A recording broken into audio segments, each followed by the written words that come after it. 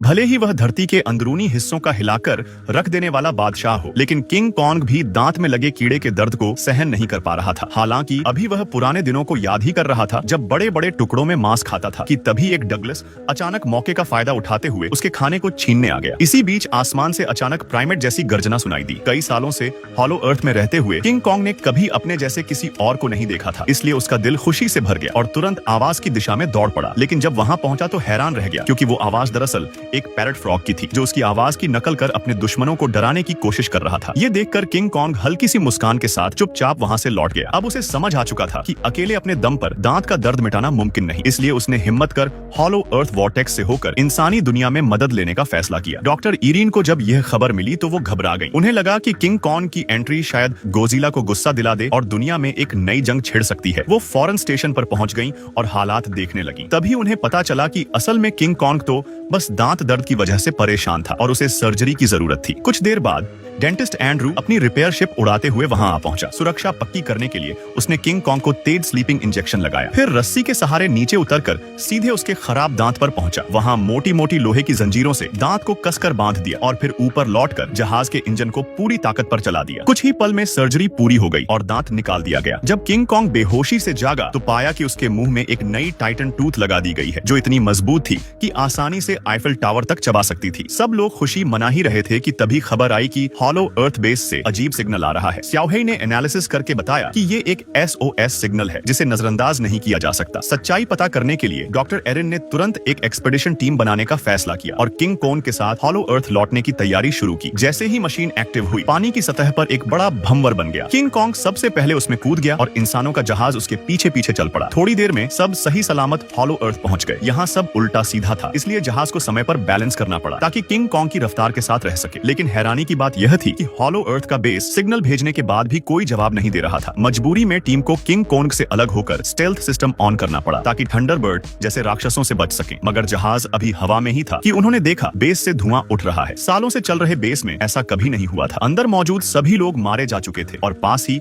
एक पहाड़ पर बना विशाल हाथ का निशान देखकर डॉक्टर इरीन को बहुत बुरा एहसास हुआ। उधर किंग कॉन्ग जब अपने घोंसले में पहुंचा तो उसने एक अजनबी गंध महसूस की। पहाड़ियों से जोरदार गर्जना आ रही थी। उसने बिना समय गंवाए अपनी बैटल एक्स उठाई और आवाज की ओर कूद पड़ा। हथियार की रोशनी में उसने देखा कि यह जगह उसके लिए नई थी और यहाँ किसी और कॉन्ग जैसी प्रजाति का अक्स मौजूद था। अभी वो सोच ही रहा था कि गर्जना फिर गूंजी। किंग कॉन्ग तुरंत वाटरफॉल के पीछे से निकलकर अननोन एरिया में आ गया। यह इलाका हमेशा धुंध से ढका रहता था। धुंध के बीच से एक विशाल जीव की परछाई धीरे धीरे पास आ रही थी, जिसकी ऊर्जा से खुद किंग कॉन्ग को भी दबाव महसूस हुआ। लेकिन जब धुंध साफ हुई तो सामने एक छोटा येलो हेयर्ड एपे निकला। पहली बार किसी हमशक्ल को देखकर किंग कॉन्ग बेहद खुश हुआ। उसने हथियार नीचे रखकर दोस्ती का इशारा किया, मगर अचानक वो येलो एपे गुस्से में दांत गड़ा बैठा। किंग कॉन्ग समझ ही नहीं पाया और पीछे मुड़ा तो एक और बाल्ड एपे सामने खड़ा था जो साफ दुश्मनी दिखा रहा था। दोनों ने मिलकर किंग कॉन्ग पर हमला कर दिया। उन्होंने लकड़ी के डंडे उठाकर उस पर वार करना शुरू कर दिया। लेकिन स्कल आइलैंड का बादशाह इतनी आसानी से हार मानने वाला नहीं था। कुछ ही देर में उसने हालात पलट दिए। लेकिन येलो एप चालाक निकला। उसने पीछे से छुपकर हमला करने की कोशिश की। किंग कॉन्ग को उसका ये तरीका बिल्कुल पसंद नहीं आया। लड़ाई में एक एप लगभग खाई से गिर गया तो किंग कॉन्ग ने रहम दिखाकर उसे खींच लिया। लेकिन उसने एहसान मानने के बजाय छुरा उठाकर किंग कॉन्ग को मारने की कोशिश की। अब किंग कॉन्ग पूरी तरह गुस्से में आ गया। उसने बेझिझक उसे खाई में लात मारकर गिरा दिया। बॉल्ड एप ने देखा कि वो अकेला किंग कॉन्ग का मुकाबला नहीं कर सकता तो वो येलो एप को छोड़कर भाग निकला। किंग कॉन्ग ने येलो एप को पकड़ लिया और उसे इशारा किया कि अब वो उसे उनके घोंसले तक ले जाएगा। लेकिन येलो एप अंदर से चालाक था। वो दिखावे में साथ चलने लगा। असल में वो किंग कॉन्ग को सी ड्रैगन के हवाले करके मरवाना चाहता था। सिर्फ किंग कॉन्ग ताजा मछली का साशिमी खाकर ताकत जुटा रहा था। वहीं दूसरी तरफ चियाओ हुआंग माओ भूख से बेचैन हो रहा। किंग कॉन्ग ने ये देखा तो तुरंत मछली फाड़कर उसकी तरफ बढ़ा दी, पर श्याओ हुआंग माओ इतना सतर्क था कि उसने खाना लेने से ही इनकार कर दिया। बेबस होकर किंग कॉन्ग ने मछली जमीन पर फेंक दी। तभी श्याओ हुआंग माओ जल्दी से उसे उठाकर खाने लगा। इस वाकये के बाद उसे लगा कि किंग कॉन्ग शायद उतना डरावना नहीं जितना वो सोच रहा था। उसने अपना डर छोड़ दिया और किंग कॉन्ग के करीब जाकर दोस्ती जताने लगा। खाना खाकर दोनों आगे बढ़े। रास्ते में उन्होंने एक ऐसा पुल पार किया जो किसी विशालकाय जानवर की हड्डियों से बना था। हालांकि किंग कॉन्ग की ऊंचाई 100 मीटर से भी ज्यादा थी, लेकिन उस हड्डी के ढांचे पर वो भी छोटा लग रहा था। आखिरकार वो अपनी मंजिल तक पहुंच ही गए। लेकिन सामने का नजारा देखकर किंग कॉन्ग का दिल गम और गुस्से से भर गया। उसने देखा कि उसके ही जैसे कबीले के साथी गुलामी की जिंदगी जी रहे थे। जरा सी गलती पर उनका सिर काट दिया जाता था। सो हुआंग माओ के पिता बस इसलिए मार खा रहे थे क्योंकि वो पत्थर उठा नहीं पा रहे थे। ये देख किंग कॉन्ग से सहा न गया। उसने शाओ हुआंग माओ की चेतावनी अनसुनी कर उन्हें उठा खड़ा किया, लेकिन इस हरकत से निगरानी करने वाला गुस्से में आ गया। उधर गंजा गोरिल्ला भागकर चीफ के पास पहुंचा और बात को बढ़ा चढ़ाकर बताया। चीफ यानी दाओ बा वांग स्कार किंग ने जब सुना कि कोई उसके इलाके में घुस आया है और उसकी ताकत को चुनौती दे रहा है, तो उसकी आंखों में खतरनाक चमक उभर आई और वो परछाइयों से गरजता हुआ बाहर निकला। उसका अंदाज जरा भी राजा जैसा नहीं था, बल्कि किसी सड़क छाप गुंडे जैसा था। लेकिन बाकी गोरिल्लास उसकी तरफ आंख उठाकर भी नहीं देख पा रहे थे। जहां से वो गुजरता सब सर झुकाकर झुक जाते। दाओ बा वांग सामने आकर किंग कॉन्ग को घूरने लगा। जल्दी ही उसने नोटिस किया कि सामने वाला तो एक सोने का दांत भी नहीं लगवा पाया। वो जोर जोर से हंसने लगा। शाओ हुआंग माओ भी मजबूरी में हंसने लगा, लेकिन उसे नहीं पता था कि उसी की वजह से किंग कॉन्ग को यहाँ लाया गया और अब स्कार किंग सजा देगा। शाओ हुआंग माओ का पिता झट से आगे आया और स्कार किंग से माफी मांगने लगा, लेकिन ये निर्दयी तानाशाह था। किंग कॉन्ग का गुस्सा फूट पड़ा और उसने जोरदार दहाड़ लगाई। स्कार किंग बिल्कुल भी नहीं डरा। उसने अपने साथियों को मैदान खाली करने का इशारा किया। अब वो खुद लड़ाई करके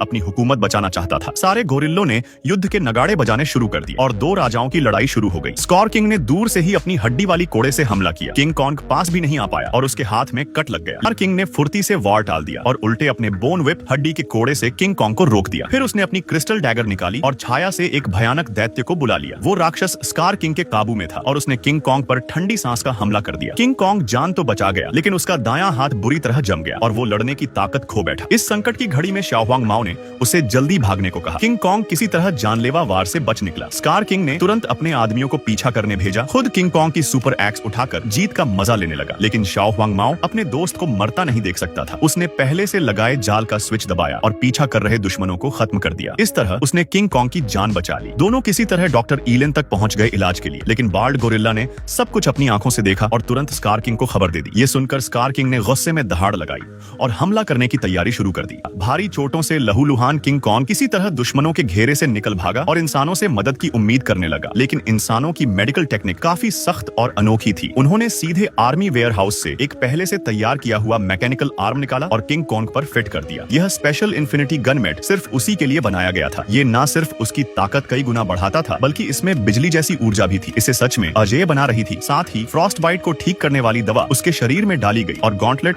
उसकी बाह पर पूरी तरह फिट कर दिया गया। जैसे ही उसका हाथ मैकेनिकल बना, किंग कॉन्ग के शरीर में जबरदस्त पावर दौड़ गई। वो तुरंत खड़ा हो गया और नई ताकत को परखने लगा। सिर्फ एक हल्की सी मुट्ठी झटकते ही जमीन हिल गई। उसने सोचा, क्या मैं भी थेनोस की तरह एक बार उंगली चटका दूं? तभी अचानक येलो एप घबराया हुआ दौड़ता हुआ आया। उसने बताया कि स्कार किंग स्नो डीमन पर सवार होकर आ रहा है। अगर उसने हॉलो अर्थ से सरफेस वर्ल्ड जाने वाला रास्ता कब्जा कर लिया तो इंसानी सभ्यता का खात्मा तय है। किंग कॉन्ग मजबूरी में सरफेस पर गया ताकि गॉडजिला से मदद मांग सके, लेकिन गॉडजिला तो राजा है। वो कैसे बर्दाश्त करता कि कोई और उसकी बराबरी करे। ऊपर से किंग कॉन्ग अपने इन्फिनिटी गॉन्टलेट को घमंड से दिखा रहा था। ये देखकर गोजिला का बारबी प्रिंसेस हार्ट चटक गया। वो सीधे पानी से बाहर कूदकर उस पर हमला करने आ गया। किंग कॉन्ग हाथ हिलाकर समझाने की कोशिश करता रहा, लेकिन गोजिला ने उसे कोई मौका ही नहीं दिया और सीधे डेथ चार्ज अटैक मार दिया। किंग कॉन्ग को पीछे हटना पड़ा, लेकिन गॉडजिला ने पीछा किया, उसके हाथ में लगे गॉन्टलेट को काटा और उसे पिरामिड की तरफ धकेल दिया। फिर तो उसने कॉम्बो अटैक से किंग कॉन्ग को गिरा दिया, लेकिन किंग कॉन्ग अब हॉलो अर्थ किंग था। उसने लोहे जैसी मुट्ठी से पलटवार किया और गॉडजिला को जमीन पर पटक कर लगातार मारने लगा। गॉडजिला ने एटॉमिक ब्रेथ चार्ज किया, लेकिन किंग कॉन्ग की जोरदार पंच ने उसके प्रिंसेस हार्ट को तोड़ दिया। किंग कॉन्ग जल्दी जल्दी उसे घसीटते हुए पोर्टल तक लाने लगा, मगर गॉडजिला इतनी आसानी से मानने वाला कहां था। उसने अपनी पिंक आर्मर एक्टिव की और एटॉमिक ब्रीथ से किंग कॉन्ग पर वार किया। सौभाग्य से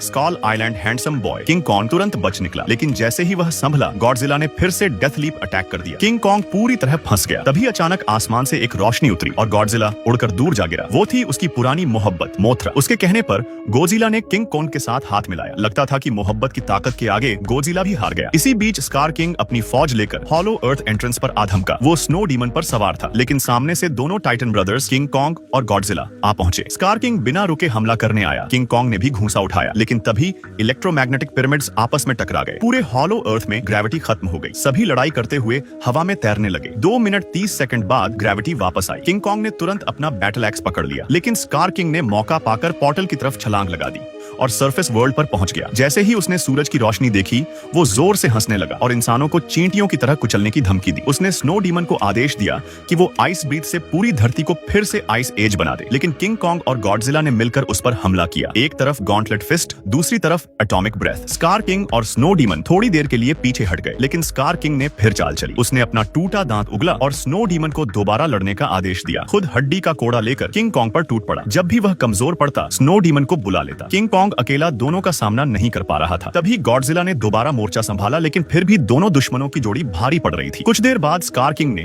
किंग कॉन्ग का हाथ दबोचकर उसे पिन कर दिया। गॉडजिला ने गुस्से में एटॉमिक ब्रेथ दागा और स्कार किंग के क्रिस्टल डैगर को गिरा दिया। किंग कॉन्ग उसे लेने ही वाला था कि स्कार किंग ने उसकी गर्दन दबोच दी। उसी समय येलो एप ने हिम्मत दिखाई। उसने बैटल एक्स उठाया और पोर्टल से सरफेस वर्ल्ड पर आ पहुंचा। उसकी वजह से क्रिस्टल डैगर टूट गया और स्कार किंग का स्नो डीमन पर कंट्रोल खत्म हो गया। स्कार किंग ने गुस्से में येलो एप को पकड़ लिया, लेकिन तब तक उसका खेल खत्म हो चुका था। गॉडजिला और किंग कॉन्ग दोनों ने मिलकर उस पर हमला किया। यह देखकर स्नो डीमन ने भी बगावत कर दी और स्कार किंग पर आइस ब्रेथ फेंक दिया। आखिरकार किंग कॉन्ग ने उसे जोरदार स्लैम मारा और स्कार किंग का सपना हमेशा के लिए खत्म हो गया। लड़ाई खत्म होने के बाद गॉडजिला ने आसमान की तरफ एटॉमिक ब्रेथ छोड़ा और बर्फीली परत को पिघला दिया। वो वापस रोम कोलोसियम जाकर सो गया, जबकि किंग कॉन्ग स्नो डेमन पर सवार होकर हॉलो अर्थ लौटा और अपने साथियों को नई उम्मीद दी।